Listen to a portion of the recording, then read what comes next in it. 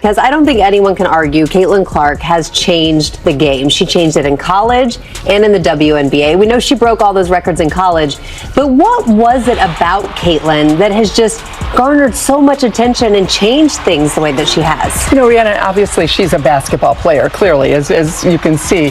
But she's also an entertainer. Christine Brennan's explosive tell-all on Caitlin Clark has rocketed to the top of the bestseller charts, sending shockwaves straight through the WNBA. Caitlin Clark and the revolution in women's sports isn't just selling out bookstores, it's igniting a firestorm. The book pulls back the curtain on the league's inner workings, laying bare allegations that officials attempted to undermine the very superstar who helped elevate the sport to unprecedented heights, instead of quietly celebrating their biggest draw. The revelation suggests a stunning internal struggle, one that could reshape how fans view the league's treatment of its brightest star. Every story or excerpt or interview that Christine does turns up the heat a little bit more on what Caitlin Clark's first year in the WNBA looked like and the lack of preparation from the league level to the players to, even logistically. This league was not ready for this phenomenon to take over. What was meant to be a celebration of Clark's record-breaking rookie campaign has quickly transformed into a sharp critique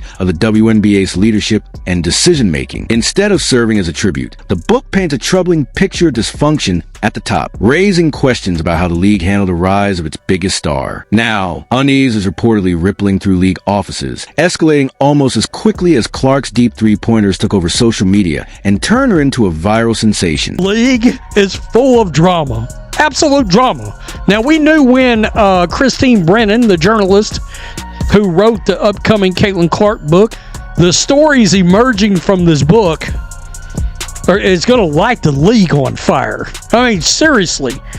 We got an altercation between Brennan and Dejanay Carrington. It doesn't even have to do with the eye gouge, which we know Dejanay flipped her wig off over. When a veteran journalist like Christine Brennan, a reporter who has covered 21 Olympic Games and authored 7 books, chooses to write an unauthorized biography about Caitlin Clark, it's a clear sign the story has outgrown the boundaries of sports. At that point, it's no longer just about points per game or highlight reels. It's about cultural impact. But here's the part that reportedly has WNBA executives on edge. This isn't a glossy tribute to Clark's jump shot or marketability. It's a deeply reported examination that details how astonishingly unprepared the league may have been for the surge of attention, pressure, and opportunity that arrived with the most pivotal moment in its history. And spoke with somebody from the W who she did not name, and she asked that person, do you know how big this is going to be? And that person responded, yeah, this should be the biggest thing since Maya Moore. Now, Maya Moore is an all-time great player. Maya Moore has never sniffed what Caitlin Clark has meant to the profile of women's basketball. And Christine Brennan was shocked that they would compare it to that. The runaway success of Brennan's book underscores a reality the WNBA has struggled to fully embrace. Caitlin Clark continues to command attention, whether she's on the court or not. Even in moments away from game action, her presence shapes headlines, drives conversation, and fuels record-breaking interest. While some teams battle inconsistent attendance, a book centered on Clark's impact surges to the top of bestseller lists almost instantly. At this point, the conversation extends far beyond box scores. It's about visibility, influence, and the striking reality that one athlete's reach can rival, and at times overshadow, the platform of an entire league. Is way more important to the WNBA than Tiger Woods was to men's golf, even though he was huge. And to then see this negativity, like why? And what should have been done? I look seriously at the leadership of the WNBA. And how could you not be prepared for this moment? You've seen it happening in the Big Ten. You've seen it in Iowa. You see these TV ratings. And then... Who else in the WNBA has inspired a book that rockets to national bestseller status? At this moment, the honest answer is no one, and that gap speaks volumes. While some veteran voices have publicly questioned Caitlin Clark's spotlight and whether it's warranted, the marketplace has responded with unmistakable force. Fans aren't just casually picking up this book for a light, feel-good sports read. They're buying it because they're invested. They're curious. They want insight into what truly unfolded as Clark made the leap from college phenomenon to professional star. They're clearly hungry for a deeper understanding of the pressures, politics, and realities surrounding that transition. People are doing a really good job promoting it for.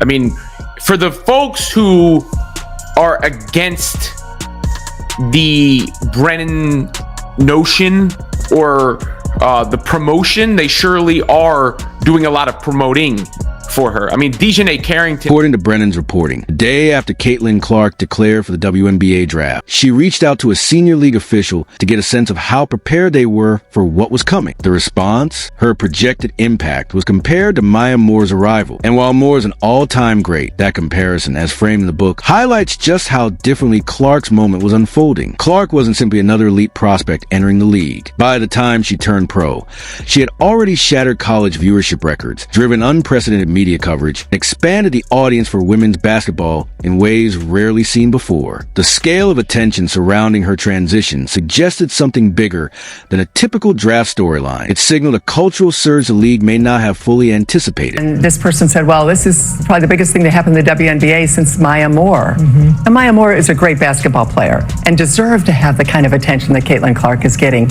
but never got it. The notion that the WNBA wasn't ready for this, couldn't believe that this could happen, I think it set in motion so many of the issues and the conversations we've had about the jealousy and the concern that we see from some of the players, the cheap shot hits, Kennedy Carter last year and Marina Mabry this year, Dana, that it just was the sense that this incredible thing is happening to the WNBA and the league seems completely, utterly unprepared. The book's momentum isn't just a U.S. story, shining a spotlight on Caitlin Clark's growing international pull. The WNBA has long aimed to shape its global image, but Clark's rise has taken on a life of its own. Fans aren't just tuning in online, they're boarding flights. At a recent Las Vegas Aces game, supporters traveled from Hawaii and Mexico City, proudly wearing Clark jerseys and sharing how she became their entry point into women's basketball. One fan from Hawaii told reporters, "I flew from Hawaii just to see Caitlin Clark. I started out with Caitlin, but I think she definitely drew more attention to other players." That quote says a lot. Clark may be the spark, but the ripple effect is expanding interest across the league. This isn't just about one athlete's popularity. It's about how a single star can open the door for an entire sport to reach new audiences worldwide. Oh, y'all, this is Views from the Court. This is GT. Look, I just met a young fan right here who traveled over 852 miles to CCC.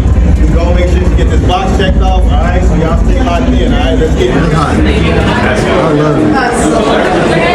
That widening global reach is what's fueling the anxiety narrative around the WNBA. The realization isn't just that Caitlin Clark is fans, it's that many of them discovered the league because of her. For a portion of this audience, their primary loyalty starts with the player, not the brand. When Clark is sidelined, demand reportedly softens fast. When she's active, the opposite happens. Venues expand, ticket markets surge, and scheduling shifts to meet interest. The Washington Mystics moved a matchup against the Indiana Fever from their smaller home venue, Capital One Arena, dramatically increasing capacity. The Las Vegas Aces shifted a high-profile game to T-Mobile Arena to accommodate the surge of fans eager to see Clark compete against Aya Wilson. That pattern signals something bigger than ordinary star power. It reflects a crossover moment where a single athlete becomes a gateway to an entire sport. The challenge for the league isn't whether Clark draws attention. It's how to convert Clark-centric enthusiasm into sustained loyalty for women's basketball as a whole.